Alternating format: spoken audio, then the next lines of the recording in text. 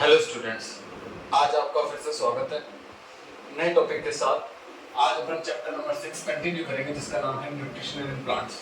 अपन ने अब तक पढ़ लिया था कि कितने प्रकार के न्यूट्रिशन होते हैं, ऑटोट्रोपिक, हेटेरोट्रोपिक, और आज अपन पढ़ने जा रहे हैं ऑटोट्रोपिक न्यूट्रिशन, जिसमें अपन पढ़ने वाले हैं प्लांट्स में कैसे न्यूट्रिशन होता है। तो क्या एनिमल्स लिविंग ऑर्गेनिज्म, प्लांट्स नहीं है, प्लांट्स में लिविंग ऑर्गेनिज्म है, तो हर एक लिविंग ऑर्गेनिज्म को न्यूट्रिशन की जरूरत रहती है, तो इसलिए प्लांट्स को भी न्यूट्रिशन की जरूरत रहेगी। उन्हें भी अपना फूड चाहिए, वो भी फूड लेते होंगे, फूड बनाते होंगे, खाते होंगे। तो प्लांट्स के अंदर तो मैंने आपको बताया था ऑटोट्रोपिक न्यूट्रिशन पाया जाता है। तो प्लांट तो अपना फूड खुद ही बनाते हैं, प्लांट अपना खाना खुद ही बनाते हैं। तो कैसे बनाते हैं, उनके अंदर न्यूट्रिशन कैसे होता है, क्या प्रोसेस है जिसके द्वारा वो न्यूट्रिशन करते हैं, तो वो सब आज अपन देखने वाले हैं इस टॉपिक के अंदर। तो बेसिकली अपन आज पढ़ रहे हैं न्यूट्रिशन इन प्लांट्स।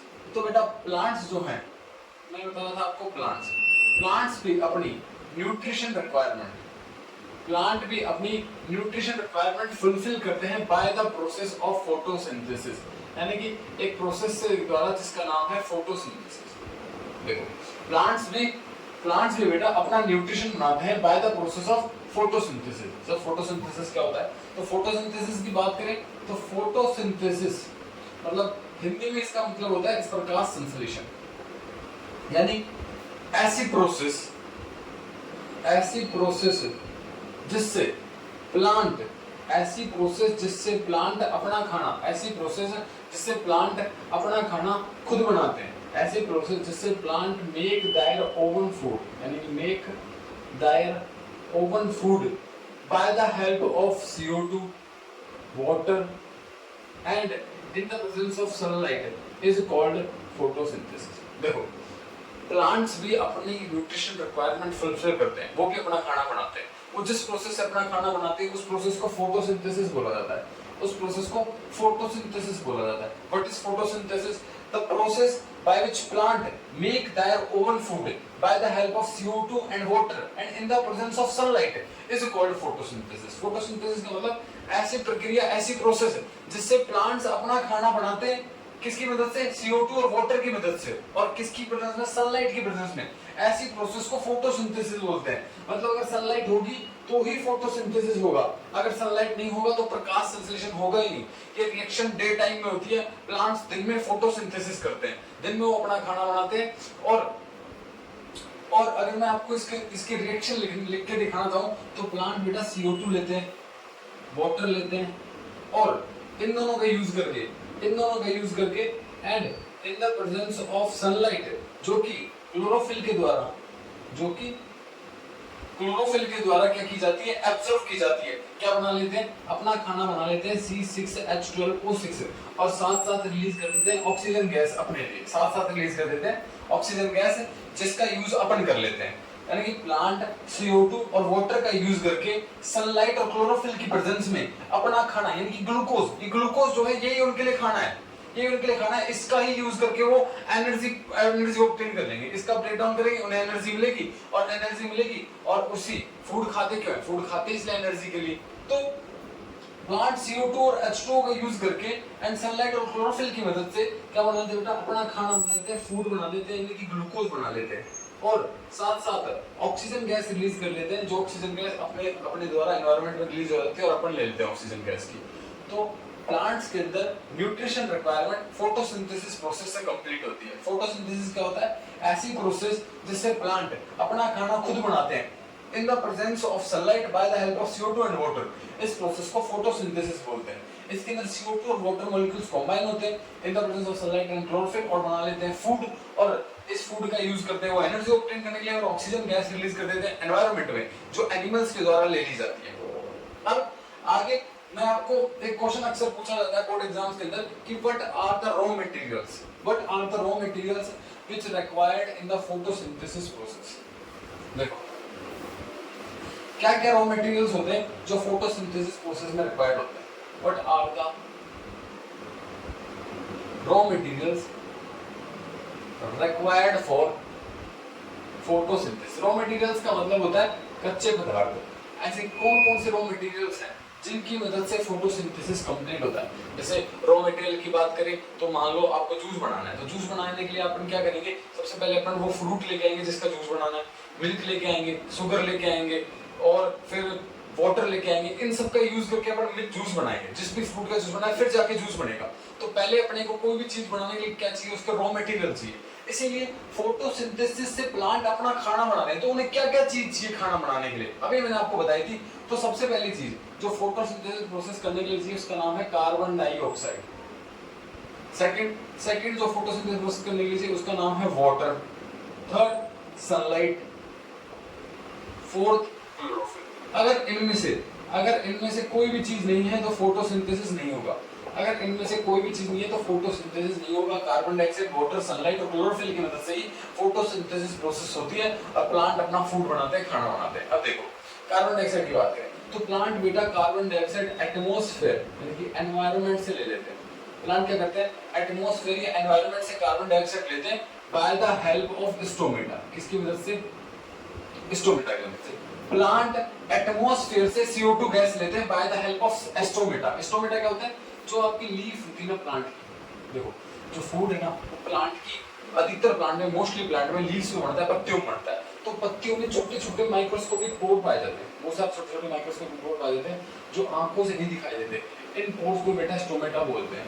ये स्टोमेटा ही मदद करते हैं ऑक्सीजन को बाहर निकालने में, CO2 को लेने में, ऑक्सीजन को लेने में, CO2 को छोड़ने में, यानी कि एक्सचेंज ऑफ गैसेस करना हो प्लांट्स स्टोमेटा की मदद से करते हैं। और कार्बन डाइऑक्साइड प्लांट्स एटमॉस्फेयर से स्टोमेटा की मदद से ले लेते हैं। बात करें वाटर की तो प्लांट सॉइल से वाटर ऑब्टेन कर लेते हैं by the help of root की मदद से, या रूट हेयर भी बोल सकते हो, रूट जड़ की मदद से, या जड़ के ऊपर जो बाल होते हैं उनकी मदद से प्लांट क्या कर लेते हैं, सॉइल से वाटर ले लेते हैं। साथ साथ सनलाइट की मदद करें तो सनलाइट प्लांट सन से ऑब्टेन कर लेते हैं by the help of chlorophyll जो पिगमेंट है, देखो क्लोरोफिल एक ग्रीन कलर का पिगमेंट होता है जो प्लांट्स को ग्रीन कलर प्रोवाइड करने का काम करता है। साथ साथ ये क्लोरोफिल क्या करता है, सनलाइट को एब्जॉर्ब भी करता है, ट्रैप करता है और फिर उसे फोटोसिंथेसिस करने के लिए दे देता है। तो सन से जो सनलाइट होती है वो क्लोरोफिल के द्वारा एब्जॉर्ब की जाती है। और क्लोरोफिल जो है वो ऑलरेडी प्रेजेंट होता है प्लांट्स के अंदर। कहाँ पाया जाता है, ऑलरेडी प्रेजेंट इन प्लांट्स की प्लांट सेल में ऑलरेडी पाया जाता है। अब देखो अगर पूछा जाए right the raw materials for the photosynthesis process, तो आपको पता होना चाहिए कि carbon dioxide, water, sunlight, chlorophyll, these are the raw materials which are required for the photosynthesis process. Carbon dioxide, plants take carbon dioxide from the atmosphere by the help of stomata. Plants takes water from the soil by the help of root hair. Plants take sunlight from sun by the help of chlorophyll. Chlorophyll is already present in the plants. Chlorophyll क्या होता है, पहले से पाया जाता है plants में, जो सनलाइट को ट्रैप करने का और प्लांट्स को ग्रीन कलर देने का काम करता है। अब मैंने आपको बताया कि फोटोसिंथेसिस जो है वो लीव्स के अंदर होता है, प्लांट की पत्तियों में होता है। तो पत्तियों के अंदर, लीफ के अंदर उसकी एग्जैक्ट लोकेशन क्या होती है, कहाँ होता है फोटोसिंथेसिस, यानी कि what is the site of photosynthesis. अगर आपसे पूछा जाए कि साइट क्या होती है फोटोसिंथेसिस, तो उसके बारे में डिस्कस करते हैं। तो देखो साइट ऑफ फोटोसिंथेसिस की क्या साइट होती है। तो साइट ऑफ फोटोसिंथेसिस की बात करें तो प्लांट के अंदर ना, मैंने आपने पढ़ा होगा 9th क्लास में कि सेल की दो प्रकार की होती है, plant cell, animal cell. Plant cells के अंदर प्लास्टिड पाए जाते हैं जबकि एनिमल सेल के अंदर प्लास्टिड नहीं पाए जाते। तो प्लांट्स के बारे में पढ़ रहे हैं तो प्लांट्स में फोटोसिंथेसिस होता है। तो प्लांट के अंदर एक नाम का प्लास्टिड पाया जाता है ग्रीन प्लांट्स के अंदर जिसका नाम होता है क्लोरोप्लास्ट, और क्लोरोप्लास्ट के अंदर ही फोटोसिंथेसिस रिएक्शन होती है। Chloroplast is the site of photosynthesis. Chloroplast क्या है, फोटोसिंथेसिस की साइट है। क्लोरोप्लास्ट के अंदर ही क्या होता है, फोटोसिंथेसिस होता है। क्लोरोप्लास्ट के अंदर ही फोटोसिंथेसिस होता है, यहीं पर फोटोसिंथेसिस रिएक्शन होती है। और क्लोरोप्लास्ट के अंदर बहुत सारे क्लोरोफिल पाए जाते हैं। Chloroplast contain chlorophyll. क्लोरोप्लास्ट के अंदर क्लोरोफिल मॉलिक्यूल्स पाए जाते हैं, बहुत सारे क्लोरोफिल मॉलिक्यूल। ये chlorophyll molecule green colour provide करते हैं, साथ साथ सनलाइट को एब्जॉर्ब करते हैं। अब अगर मैं आपको क्लोरोप्लास्ट की जनरल स्ट्रक्चर बताऊं तो क्लोरोप्लास्ट एक डबल मेम्ब्रेन स्ट्रक्चर है, यानी कि इसके अंदर दो मेम्ब्रेन पाई जाती है। एक मेम्ब्रेन तो इनर मेम्ब्रेन, इसे बोलते हैं इनर मेम्ब्रेन, और एक होती है बाहर वाली, इसे बोलते हैं आउटर मेम्ब्रेन। एक होती है इनर मेम्ब्रेन और एक होती है आउटर मेम्ब्रेन। अब इसके अंदर यहाँ पर बहुत सारे सर्कुलर डिस्क लाइक स्ट्रक्चर होती है, ऐसे यहाँ पर बहुत सारी circular disc like structure present होती है। क्लोरोप्लास्ट की स्ट्रक्चर देख रहे हैं अपन, वैसे स्ट्रक्चर, और ये सारी स्ट्रक्चर एक ऐसे सेल से या लैमेला से जुड़ी होती है। अब देखो क्लोरोप्लास्ट के अंदर क्लोरोफिल पाया जाता है। क्लोरोप्लास्ट जो है ना बेटा, ये दो रीजन्स में डिवाइड होता है। Chloroplast is divided into two main region, ये दो रीजन्स में डिवाइडेड होता है। एक रीजन का तो नाम होता है स्ट्रोमा और दूसरी मेन रीजन का नाम होता है ग्रेना। देखो आपको जो खाली जगह दिखाई दे रही है, ये खाली जगह दिखाई दे रही है, इसके अंदर एक फ्लूइड भरा होता है, एक लिक्विड फ्लूइड भरा होता है। इस लिक्विड फ्लूइड के अंदर बहुत सारे केमिकल्स एंजाइम पाए जाते हैं और इस लिक्विड फ्लूइड का नाम होता है स्ट्रोमा। इस लिक्विड फ्लूइड को स्ट्रोमा कहते हैं, जो मैंने आपको बताया क्लोरोप्लास्ट दो भाग में डिवाइड होता है, स्ट्रोमा और ग्रेना। और इस स्ट्रोमा के अंदर बेटा बहुत सारे केमिकल्स एंजाइम्स पाए जाते हैं, एंजाइम्स और केमिकल्स पाए जाते हैं, ठीक है। और ये जो आपको सर्कुलर स्ट्रक्चर दिखाई दे रही है, इन सर्कुलर स्ट्रक्चर को अगर एक की बात करें तो इसे कहते हैं थैलेकोइड। एक की बात करें तो इसे कहते हैं थैलेकोइड। और अगर पूरे ग्रुप की बात करें तो इन्हें कहते हैं ग्रेना। क्या कहते हैं? ग्रेना, जो कि सेकंड पार्ट होता है किसका? क्लोरोप्लास्ट का सेकंड पार्ट होता है क्लोरोप्लास्ट का। इस ग्रेना के अंदर क्लोरोफिल मॉलिक्यूल पाए जाते हैं, बहुत सारे क्लोरोफिल मॉलिक्यूल होते हैं। इस ग्रेना के अंदर क्या होता है? क्लोरोफिल मॉलिक्यूल होते हैं, बहुत सारे क्लोरोफिल मॉलिक्यूल पाए जाते हैं, ठीक है। अब ये क्लोरोफिल मॉलिक्यूल क्या करते हैं? ये क्लोरोफिल मॉलिक्यूल तो ग्रेना में पाए जाते हैं और स्ट्रोमा के अंदर क्या पाया जाता है? केमिकल्स और एंजाइम पाया जाता है। अब मैंने आपको बताया क्लोरोफिल क्या करता है? क्लोरोफिल लाइट एनर्जी को एब्जॉर्ब करने का काम करता है। तो फोटोसिंथेसिस रिएक्शन भी दो भागों में डिवाइडेड होती है। जो फोटोसिंथेसिस रिएक्शन होती है उसके दो पार्ट्स होते हैं। एक पार्ट होता है लाइट डिपेंडेंट फेज और दूसरा पार्ट होता है बेटा लाइट इंडिपेंडेंट फेज, या इसे आप बोल सकते हो डार्क फेज या डार्क फेज भी बोल सकते हैं, ठीक है। डार्क फेज, देखो फोटोसिंथेसिस रिएक्शन दो पार्ट्स में डिवाइडेड होती है। एक होता है लाइट डिपेंडेंट फेज और एक होता है डार्क फेज या लाइट इंडिपेंडेंट फेज। अब लाइट फेज के अंदर लाइट की आवश्यकता है। अगर लाइट नहीं होगी, सनलाइट नहीं मिलेगी तो रिएक्शन नहीं होगी, पॉसिबल नहीं होना। और डार्क रिएक्शन के अंदर कोई लाइट की इंपॉर्टेंस नहीं है, ये बिना लाइट के हो जाती है। तो फोटोसिंथेसिस के दो पार्ट्स हैं, दो पार्ट में होती है। तो लाइट डिपेंडेंट फेज मतलब ऐसे क्वेश्चन पूछा जाता है कि लाइट रिएक्शन फोटोसिंथेसिस की कहां होती है? तो ऑफ कोर्स ग्रेना के अंदर क्लोरोफिल मॉलिक्यूल है, तो क्लोरोफिल मॉलिक्यूल लाइट एनर्जी को अब्सॉर्ब करेंगे। तो ग्रेना के अंदर ही लाइट रिएक्शन होती है, फोटोसिंथेसिस की लाइट रिएक्शन होती है। और स्ट्रोमा के अंदर बहुत सारे केमिकल्स एंजाइम्स पाए जाते हैं, तो स्ट्रोमा के अंदर होती है dark reaction of chlorophyll, photosynthesis. Dark reaction होती है फोटोसिंथेसिस। मैं आपको वापस बता रहा हूं, देखो साइट ऑफ फोटोसिंथेसिस की बात कर रहे थे। तो फोटोसिंथेसिस जो है प्लांट्स के अंदर क्लोरोप्लास्ट के अंदर होता है। क्लोरोप्लास्ट के अंदर क्लोरोफिल पाए जाते हैं। क्लोरोप्लास्ट का जो रीजन है वो दो स्ट्रक्चर में डिवाइड होता है, एक स्ट्रोमा एक ग्रेना। क्लोरोप्लास्ट एक डबल मेम्ब्रेन स्ट्रक्चर है, इसके अंदर एक आउटर मेम्ब्रेन एक इनर मेम्ब्रेन होती है। और ये जो जगह दिख रही थी यहाँ पर एक फ्लूइड भरा रहता है जिसका नाम होता है स्ट्रोमा। इसके अंदर केमिकल्स एंजाइम्स होते हैं। और ये जो आपको सर्कुलर स्ट्रक्चर दिख रही है, इन्हें अकेले सिंगल की बात करें तो थैलेकोइड बोलते हैं और पूरे ग्रुप की बात करें तो ग्रेना बोलते हैं। ग्रेना के अंदर क्लोरोफिल मॉलिक्यूल्स पाए जाते हैं। ये क्लोरोफिल मॉलिक्यूल क्या करते हैं? ये chlorophyll molecules light and reaction of photosynthesis करने में मदद करते हैं। और स्ट्रोमा के अंदर केमिकल्स और एंजाइम पाए जाते हैं, इसीलिए जो डार्क रिएक्शन होती है फोटोसिंथेसिस की वो स्ट्रोमा के अंदर होती है। देखो फोटोसिंथेसिस रिएक्शन दो फेजेस में है। अभी अपन मैकेनिज्म पढ़ेंगे, उसके अंदर देखेंगे क्या होता है लाइट रिएक्शन, क्या होती है डार्क रिएक्शन। लेकिन अभी के लिए इतना देखो कि फोटोसिंथेसिस रिएक्शन को दो फेज में डिवाइड कर दिया गया है, light dependent phase, light independent phase. Light reaction या डार्क रिएक्शन। लाइट रिएक्शन जो है इसके अंदर लाइट एनर्जी की रिक्वायरमेंट होती है, इसलिए ग्रेना के अंदर क्लोरोफिल मॉलिक्यूल पाए जाते हैं जो लाइट एनर्जी को एब्जॉर्ब करते हैं। इसलिए क्लोरोप्लास्ट में भी ग्रेना के अंदर लाइट रिएक्शन होती है। ग्रेना के अंदर लाइट रिएक्शन होती है फोटोसिंथेसिस की। और स्ट्रोमा के अंदर केमिकल्स और एंजाइम पाए जाते हैं, इसीलिए यहाँ पर डार्क रिएक्शन होती है फोटोसिंथेसिस की। और पूछा जाए फोटोसिंथेसिस रिएक्शन कहाँ होती है, तो फोटोसिंथेसिस रिएक्शन बेटा क्लोरोप्लास्ट में होती है। कहाँ होती है? क्लोरोप्लास्ट के अंदर होती है। तो आई थिंक ये क्लियर हो गया होगा। अब आगे चलते हैं, अपन देखते हैं मैकेनिज्म ऑफ फोटोसिंथेसिस कि फोटोसिंथेसिस कैसे होती है, क्या क्या स्टेप होते हैं, लाइट रिएक्शन किसे बोलते हैं, डार्क रिएक्शन किसे बोलते हैं, ठीक है। तो let's wait for some second.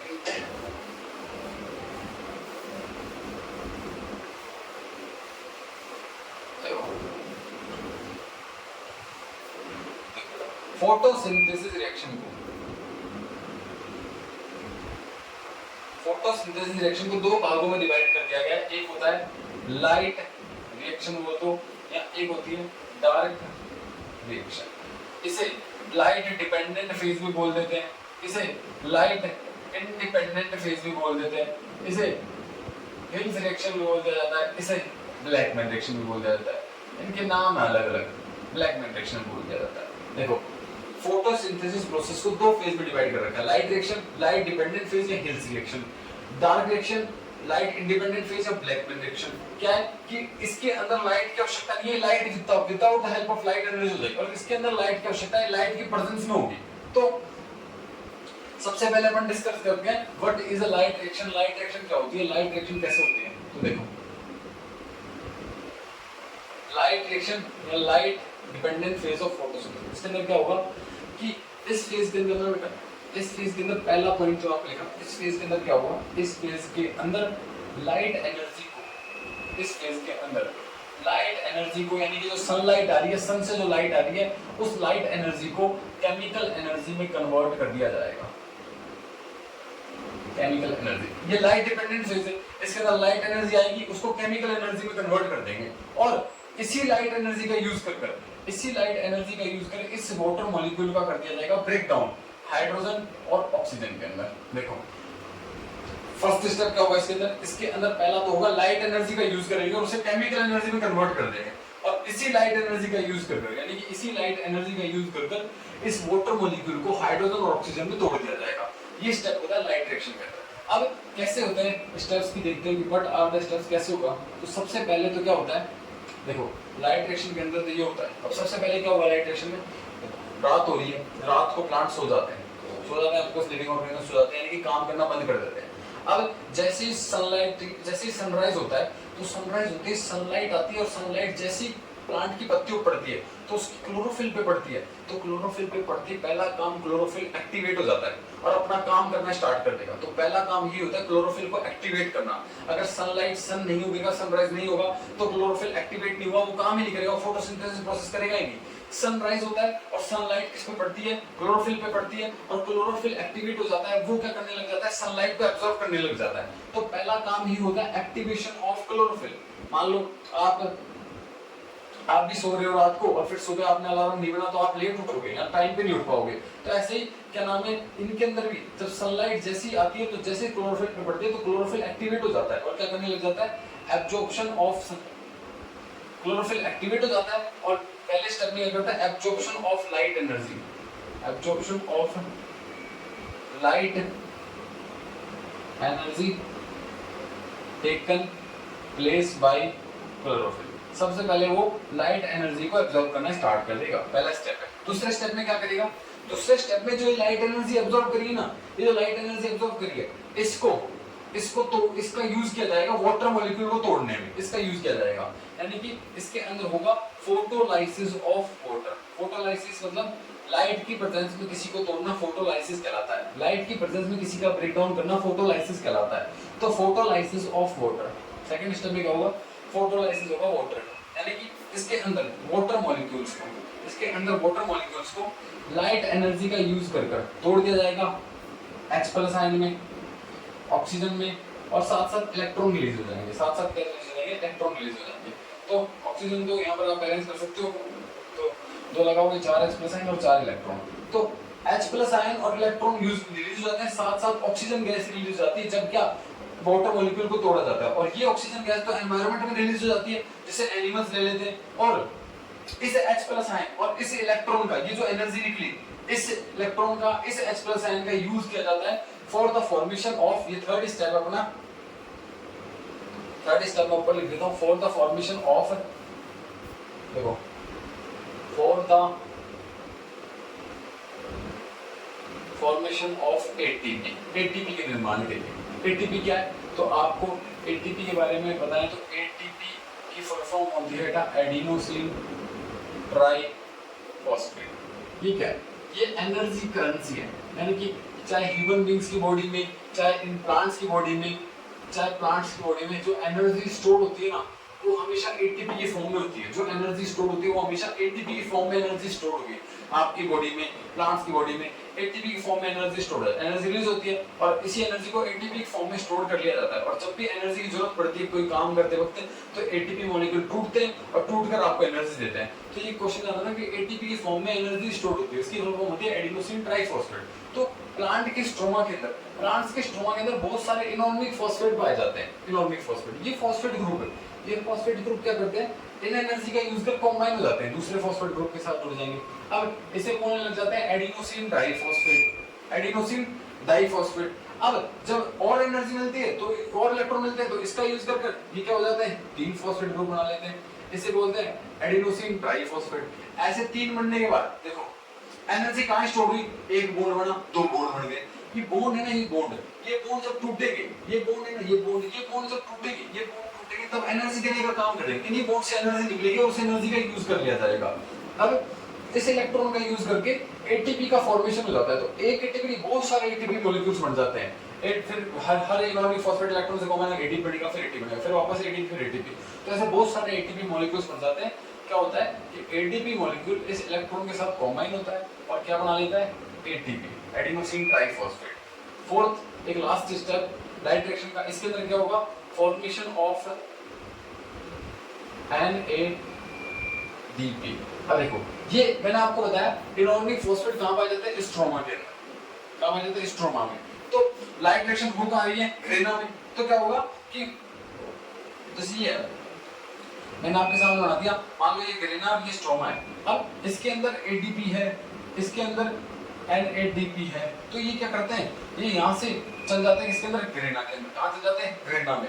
और ग्रेना में कॉम्बाइन हो जाते हैं इलेक्ट्रॉन्स के साथ, और इलेक्ट्रॉन्स के साथ और क्या बना लेते हैं, एटीपी। क्या बना लेगा यहाँ पर, जैसे एटीपी इसमें जाएगा ग्रेना में, क्या बन जाएगा, एटीपी बन जाएगा। ऐसे ही ये NADP। अब इसकी फुल फॉर्म क्या होती है, ये भी एक तरह का केमिकल है जो स्ट्रोमा के अंदर पाया जाता है। इसकी फुल फॉर्म वैसे आपको याद करने की आवश्यकता नहीं है, लेकिन लिख देता हूँ, nicotine amide adenine dinucleotide phosphate. Nicotine amide dinucleotide phosphate. देखो ये जो है ये NADP है, यानी ये केमिकल है nicotine amide adenine dinucleotide phosphate, जो स्ट्रोमा के अंदर पाया जाता है। जैसे ही लाइट एक्शन हो रही होती है तो स्ट्रोमा से ग्रेना में चल जाता है, और ग्रेना में जाने के बाद जो H+ आयन रिलीज होगा, इस H+ आयन के साथ कॉम्बाइन होगा और बना लेगा NADPH, यानी कि nicotine amide adenine dinucleotide phosphate hydrogen. क्योंकि हाइड्रोजन जुड़ गया, अब जैसे हाइड्रोजन जुड़ा तो यहाँ पर एक बॉन्ड बन गया, यानी कि NADP, और एक बॉन्ड बन गया हाइड्रोजन। इस बॉन्ड में भी एनर्जी स्टोर हो गई है। तो मैंने आपको बताया था, मैंने आपको कहा था कि लाइट रिएक्शन के अंदर दो चीज होंगी। पहली चीज, लाइट एनर्जी को केमिकल एनर्जी में कन्वर्ट किया जाएगा। देखो लाइट एनर्जी थी, ये लाइट एनर्जी, इसका यूज कर एटीपी बना लिया, इसका यूज कर NADPH बना लिया। तो ये केमिकल एनर्जी है, केमिकल एनर्जी में कन्वर्ट कर दिया जाता है लाइट एनर्जी को। दूसरा, वाटर मॉलिक्यूल्स का ब्रेकडाउन होगा, वाटर मॉलिक्यूल का ब्रेकडाउन होगा हाइड्रोजन आयन और ऑक्सीजन आयन में।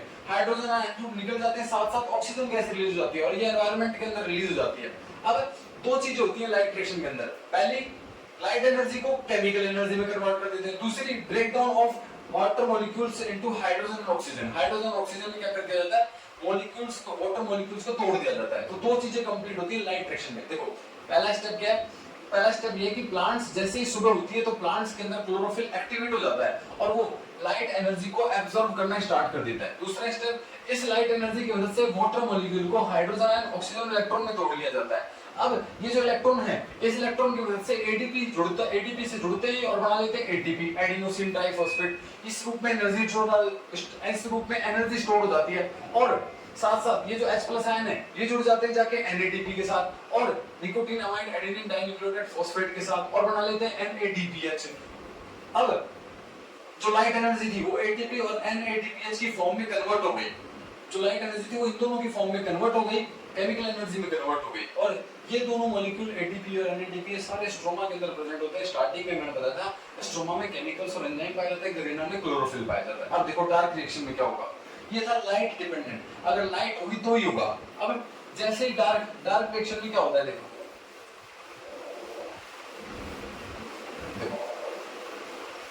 डार्क रिएक्शन देखते हैं।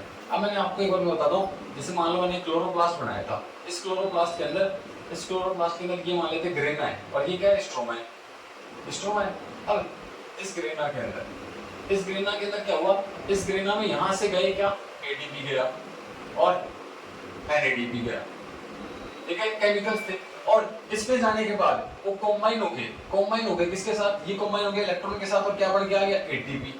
अब वापस आ जाते हैं स्ट्रोमा में, एटीपी बन के, और साथ साथ एनएडीपी कन्वर्ट हो जाता है किसमें, एनएडीपीएच, इसमें कन्वर्ट हो जाता है, किसमें आ जाता है, स्ट्रोमा के अंदर। किसमें, यहां मान लेते हैं, मैं लिख देता हूं स्ट्रोमा के अंदर आ जाते हैं।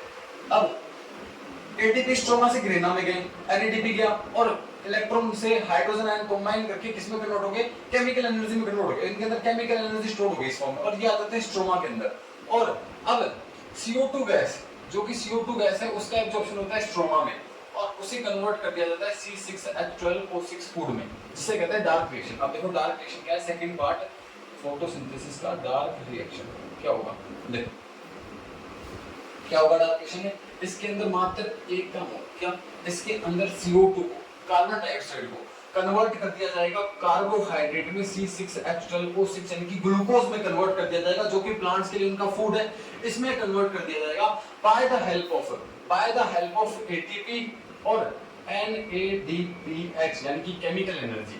CO2 को एटीपी और NADPH इस केमिकल एनर्जी का यूज कर कार्बोहाइड्रेट ग्लूकोज में चेंज कर देते हैं। कैसे होगा, देखो CO2 मॉलिक्यूल है, इसके साथ ATP मॉलिक्यूल्स का यूज करेंगे, NADPH, ये जो एनर्जी थी इनका यूज करते हैं, nicotine, amide, adenine dinucleotide, phosphate, इसका यूज करते हैं और इसका यूज कर क्या कर लेते हैं, इस CO2 को कन्वर्ट कर देते हैं बेटा C6H12O6 में और रिलीज कर देते हैं वापस से ATP, वापस से मिल जाता है ये NADP और प्लस में बहुत सारे इनऑर्गेनिक फॉस्फेट निकल जाते हैं जो इसके साथ कंबाइन हुए थे, ठीक है, ये निकल जाते हैं। अब इसको बोलते हैं डार्क रिएक्शन, इसमें लाइट एनर्जी कोई रिक्वायरमेंट नहीं है, इसमें केमिकल एनर्जी का यूज किया जाता है और CO2 को कन्वर्ट कर दिया जाता है कार्बोहाइड्रेट। इस तरीके से प्लांट्स के अंदर फोटोसिंथेसिस रिएक्शन होती है, ठीक है।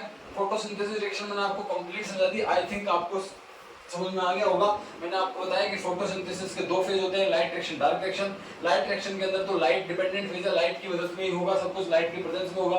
उसके अंदर लाइट एनर्जी को केमिकल एनर्जी में कन्वर्ट कर दिया जाता है। साथ साथ मैं आपको लिख के दिखा देता हूँ, ये स्टेप, एक जनरल स्टेप लिख के दिखा देता हूँ जो हो रहे हैं। देखो क्या हुआ कि मेन इवेंट्स, जो इवेंट्स हुए वो इवेंट्स लिख के दिखा देता हूँ। देखो क्या क्या इवेंट्स होते हैं फोटोसिंथेसिस। पहला क्या होता है कि पहला तो होता है एब्जॉर्प्शन ऑफ लाइट एनर्जी, यानी कि पहले बेटा लाइट एनर्जी को एब्जॉर्ब किया जाता है, absorption of light energy by chlorophyll. अपन ने देखा सबसे पहले क्लोरोफिल लाइट एनर्जी को एब्जॉर्ब करेगा, एक्टिवेट होगा, फिर ही बाकी सब होगा। दूसरे स्टेप में क्या होगा कि इस लाइट एनर्जी का यूज कर क्या होगा, फोटोलाइसिस होगा, ब्रेकडाउन होगा किसका, वाटर मॉलिक्यूल का, फोटोलाइसिस ऑफ वाटर, किसके अंदर, हाइड्रोजन एंड ऑक्सीजन में, इसमें ब्रेकडाउन हो जाता है। थर्ड, फिर क्या होता है, इस लाइट एनर्जी को कन्वर्ट कर दिया जाता है किसमें, केमिकल एनर्जी में। किसमें कन्वर्ट कर दिया था, केमिकल एनर्जी में, in the form of ATP and NADPH। और अब चौथा, इस केमिकल एनर्जी का यूज कर CO2 का रिडक्शन किया जाता है, किसका यूज कर, इस केमिकल एनर्जी का यूज कर उसे कन्वर्ट कर दिया जाता है C6H12O6 में। ये बेसिक स्टेप, सबसे पहले लाइट एनर्जी का एब्जॉर्प्शन क्लोरोफिल के द्वारा, फिर फोटो वाटर का ब्रेकडाउन हाइड्रोजन ऑक्सीजन में, फिर लाइट एनर्जी को कन्वर्ट करना केमिकल एनर्जी में bye the help of ATP and NADPH, फिर लास्ट में CO2 को कन्वर्ट करना कार्बोहाइड्रेट में। ये फोटोसिंथेसिस के मेन इवेंट्स है, आप देख सकते हो। अब आगे चलते हैं, नेक्स्ट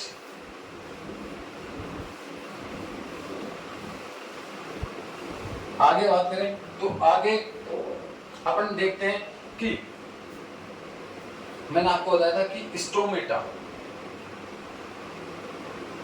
के बारे में बताया था कि स्टोमेटा क्या होते हैं, समझाया था कि स्टोमेटा क्या होते हैं। मैंने आपको वहां पर बता दिया था कि स्टोमेटा टीनी पोर्स होते हैं, छोटे छोटे पोर्स होते हैं। तो ये क्या होते हैं, these are the teeny pores which are present, these are the teeny pores which are present on leaf surrounded by guard cells। ये क्या है, ये टीनी पोर्स हैं, बहुत छोटे छोटे पोर हैं, माइक्रोस्कोपिक पोर हैं जो पत्ती पर प्रेजेंट होते हैं, लीफ पर पाए जाते हैं, जिन्हें आंखों से नहीं देखा जा सकता। और ये क्या करते हैं, ये गार्ड सेल्स के द्वारा, अभी पढ़ाएंगे इनका डायग्राम, गार्ड सेल्स के द्वारा सराउंडेड होता है, घिरे हुए होते हैं गार्ड सेल से।